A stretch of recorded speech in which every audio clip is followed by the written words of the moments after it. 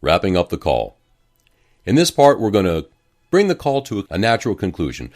And by doing this, we're either going to set up an appointment if it's a worthwhile prospect. We're going to go out there and meet with them and negotiate. Or if it's not a worthwhile prospect, we're going to see if it's worthwhile to follow up with them at some point in the future. And in this section, we're going to cover how to do all that in a nice, fun, friendly, no rejection, happy way.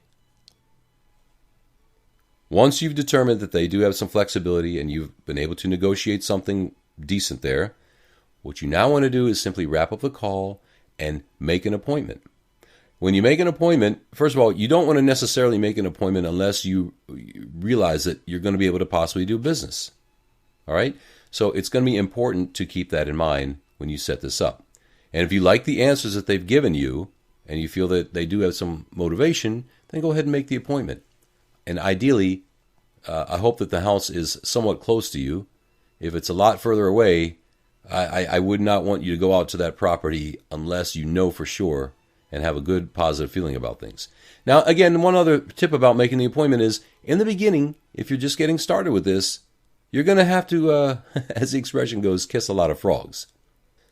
So that's to be expected. You're going to have to talk to a lot of people. You're going to have to meet a lot of people. You're going to have to go into a lot of people's living rooms until you can get your confidence and get a deal done and get everything worked out nicely. All right.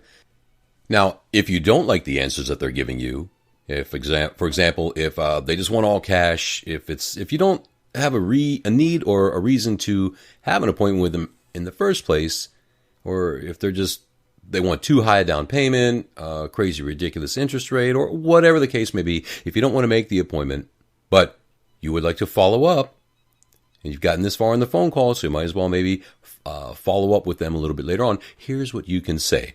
All right, check this out. Well, Frank, it sounds to me like this probably isn't going to work for us at this time because, put in the reason here, because you're asking full price, all cash, or because you're just looking for too high a down payment that would work for us. So at this time, it doesn't look like it's going to be a good fit for us, okay? And by the way, when you do this, a lot of times when you take away, you're ready to walk away, many times they'll actually come back and you say, well, what do you mean? What can we work out? You'd be amazed. So just be prepared for that. All right. But if you're trying to cut and run, here's what you would say.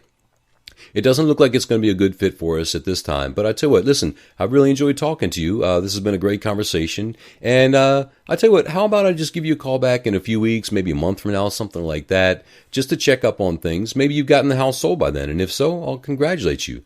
But if not, then maybe we can revisit this conversation and see what we can do. Would that be okay? Or should I just wish you to have a nice life now? Okay? Simple as that. That's what I like to do. You can play with that.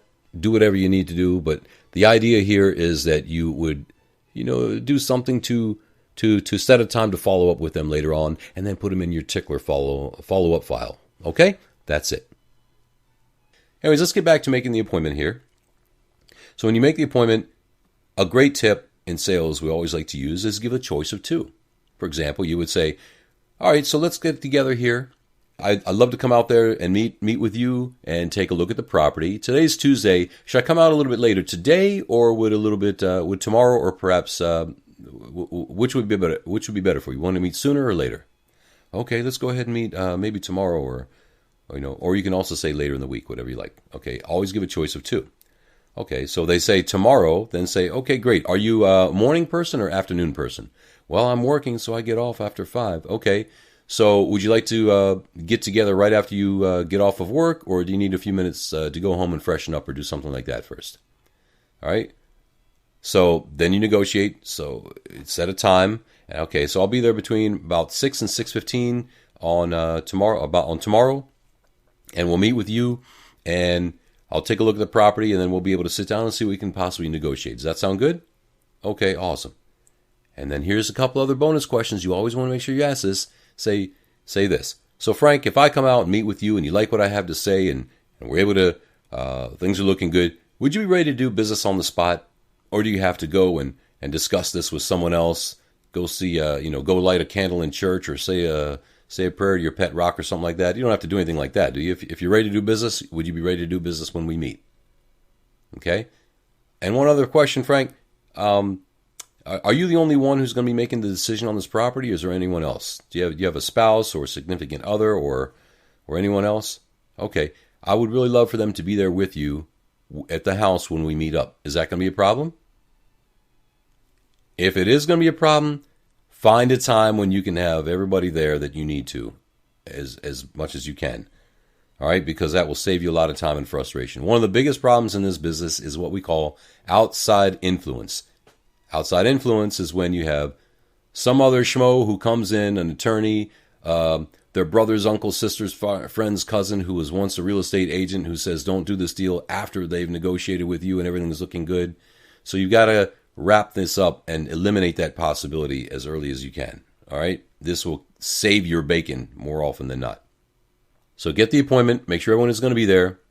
The last thing you can do is say this. So when we come out, would it be too much of a problem to, bring the house papers with you? Can you have those ready so I can just take a look at those if it's not too much trouble? Great, thank you. I appreciate that. All right? So that's how you set the appointment. Very simple. Give a choice of 2 until you chisel it down. Get a time commitment. And then make sure that they're going to be ready to do business on the spot if at all possible. And make sure that all decision makers will be there. Okay? That's what you want to do. This is how it's done. And by the way, when you negotiate this deal, notice who's making who the offer here. They're making us the offer. We're simply asking questions and probing for that flexibility and motivation. Always remember that. Very simple. Okay? So that's all 3 steps. This is how we do it top to bottom. From that initial call to the qualification stage to proposing and closing and making the appointment.